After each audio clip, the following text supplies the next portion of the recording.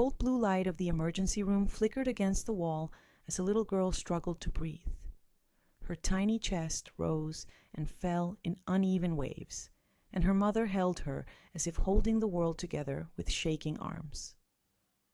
A doctor murmured words no parent wants to hear. "Severe pneumonia? We need to admit her. We'll do everything we can." And beside them, standing in that quiet storm, was a man named Adrian Cole, a successful consultant, dressed sharply, shoulders steady, eyes filled with something deeper than worry.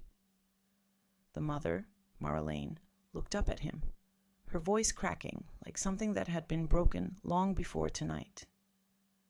"Why?" she whispered. "Why would you pay for this? No one does something like this without wanting something back." Adrian lowered himself to her eye level. He didn't smile. He didn't soften the truth with pretty words. He just spoke quietly. "Because your daughter needs help, and because you don't owe me anything, not now, not ever."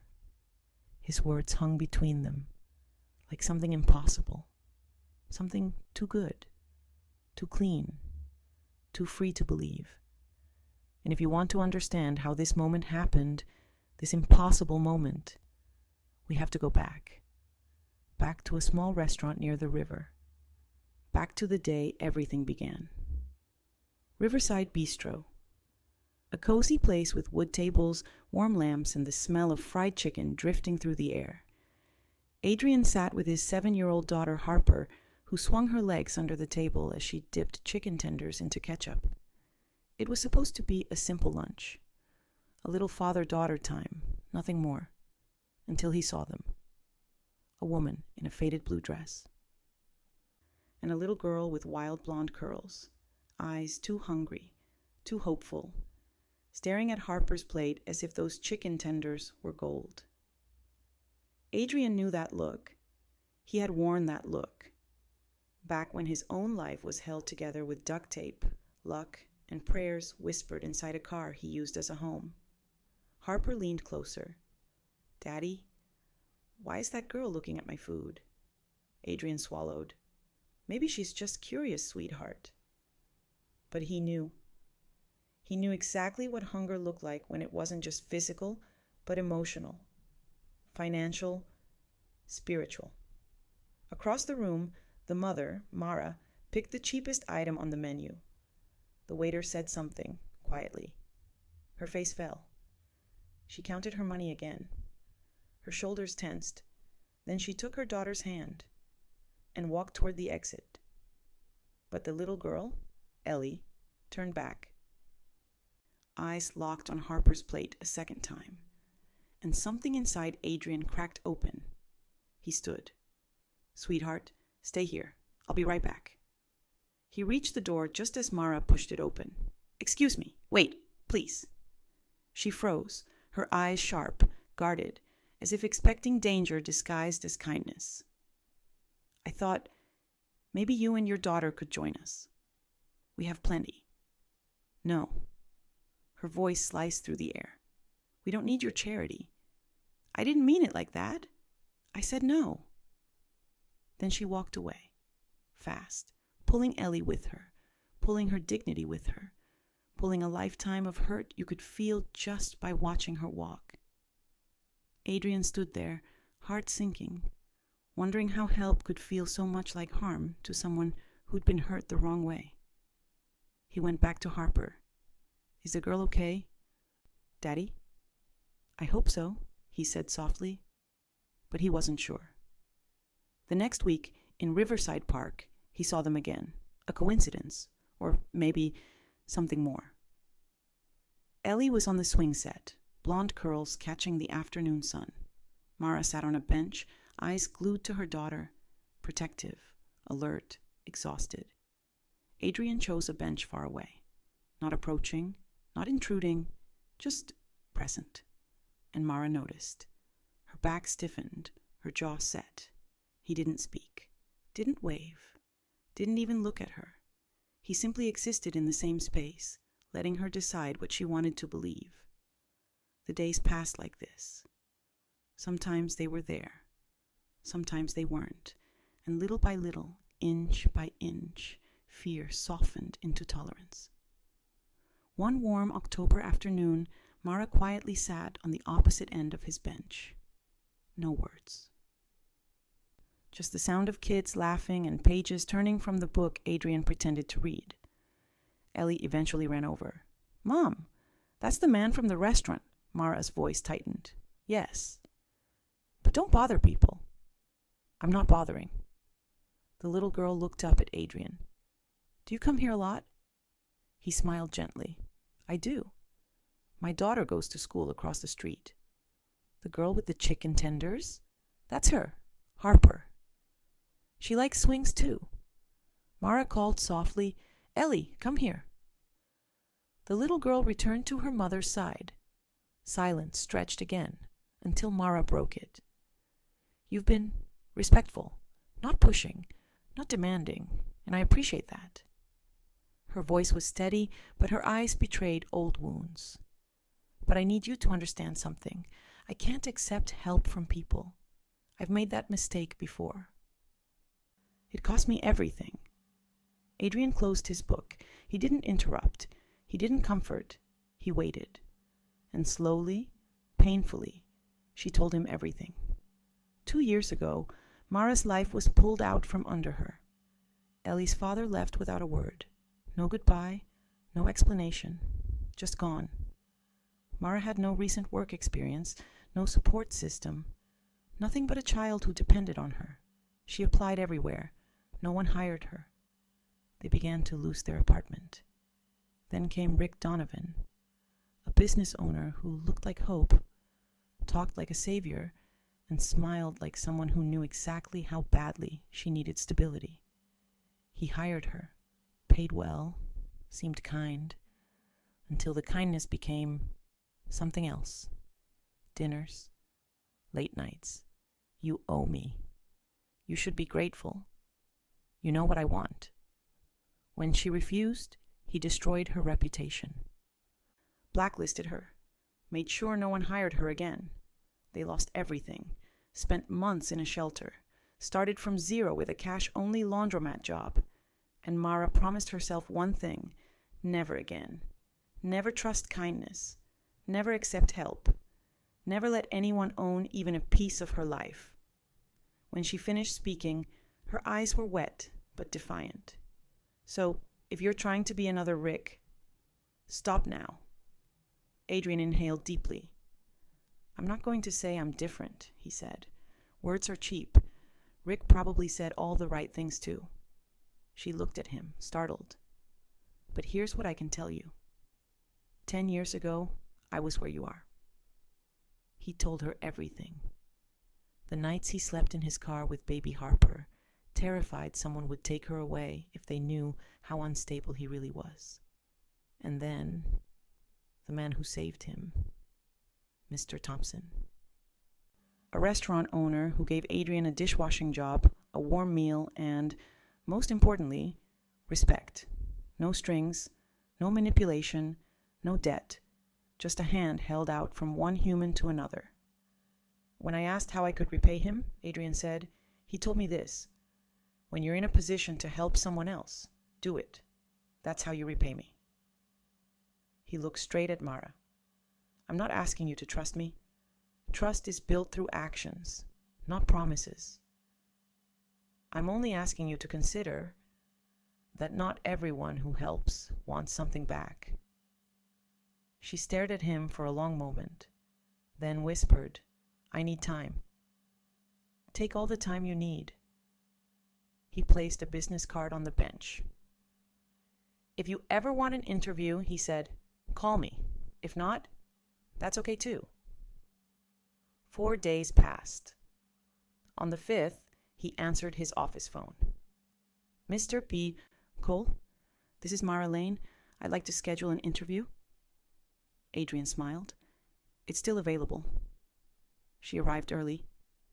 Resume printed on slightly yellowed paper, dress freshly ironed, hands trembling just a little. And she earned it, every bit of it. Her organization was sharp, her communication crisp, her sincerity unmistakable. Adrian hired her on the spot. 3-month probation, he explained. Standard. Everything is in the contract. Please read it carefully. Mara scanned the papers with wary eyes. This is fair. It's meant to be. She looked at him again, searching for the hidden trap, the fine print, the unspoken expectation. There was none. I'll start Monday, she said quietly, and thank you. Not for charity, for the opportunity. You're welcome. And Mara, you're going to earn every dollar. For the first time, a small, genuine smile crossed her face. Good, she said. I wouldn't respect you if you were easy on me. The weeks passed. Mara excelled. Not perfectly, but honestly. When she made mistakes, Adrian corrected gently. When she succeeded, he acknowledged it with the same professional tone he used for everyone, and slowly, almost imperceptibly. Her shoulders loosened. Her guard lowered. Hope returned to her voice. Until one cold November evening, when everything threatened to fall apart. Adrian's phone rang. Mr. Cole? Mara's voice was barely recognizable. Ellie sick? High fever? She can't breathe well? I need to take her to the ER, but I don't have anyone to watch her tomorrow. And I know I'm still in probation and I shouldn't... Mara, he interrupted gently. Stop. She fell silent. Take Ellie to the emergency room, now. I don't care about the contract. Your daughter comes first. But no buts. Go.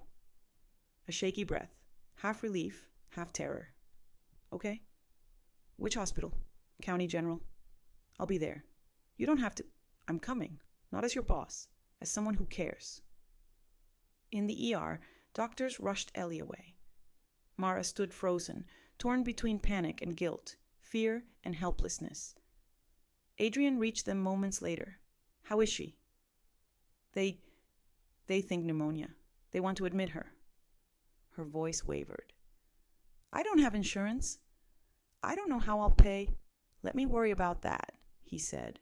No. I can't owe you. You won't owe me anything.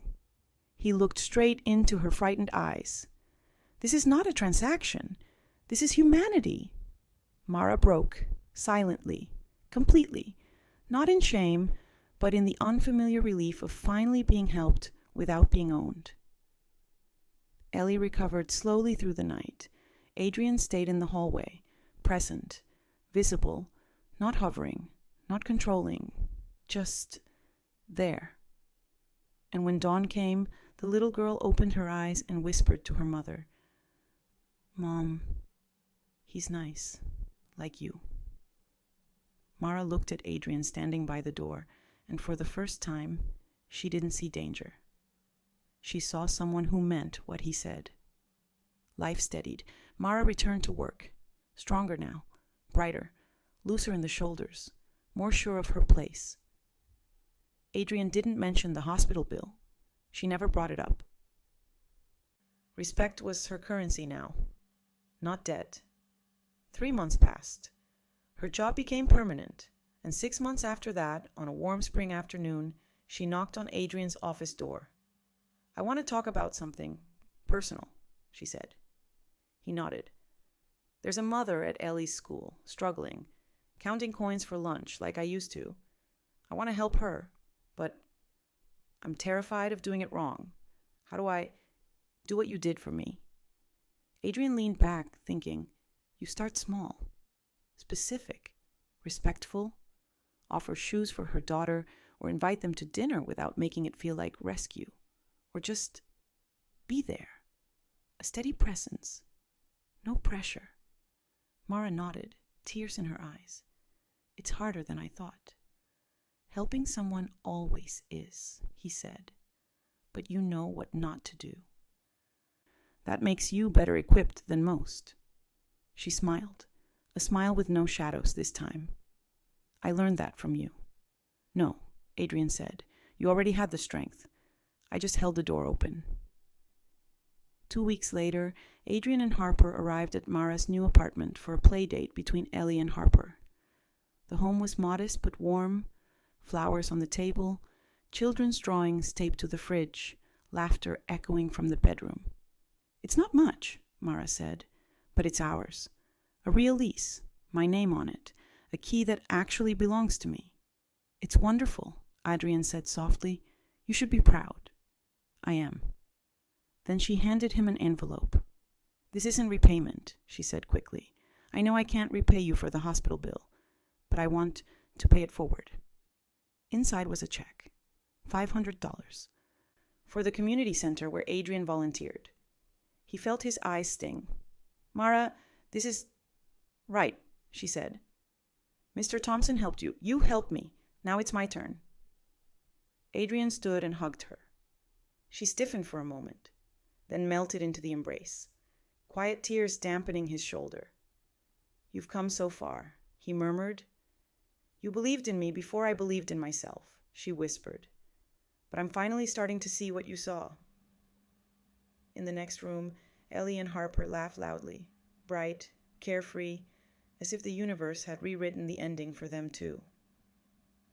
That night, after Adrian tucked Harper into bed, she whispered, "Daddy, Mr. Thompson would be proud of you." Adrian swallowed. "I hope so." "I know so," she said, "because you helped someone find their strength, just like he helped you." Later. In his office, Adrian pulled out an old photograph. Himself as a tired young father, standing next to Mr. Thompson outside the restaurant where everything began. He touched the photo gently. "I did it," he whispered. "I passed it on, just like you asked." A quiet peace settled over him. Not pride, not triumph, just the fulfillment of something sacred. The knowledge that kindness, when given without strings, becomes a legacy that moves through lives long after the giver is gone. And somewhere across town, Mara tucked Ellie into bed in their new home, a real home, and whispered, "We're going to help others, sweetheart, because someone helped us the right way." Ellie nodded sleepily. "That's good, Mom. Your smile is back." Mara kissed her forehead, tears warm on her cheeks. "Yes," she whispered, "it is." And so the legacy continued, from Mr. Thompson to Adrian to Mara to whoever she would help next. One act of kindness, the kind done quietly, cleanly, without expecting anything in return, had rippled outward across years, across families, across generational pain and generational healing, changing not just one life, but many, maybe even yours, if you choose to carry it forward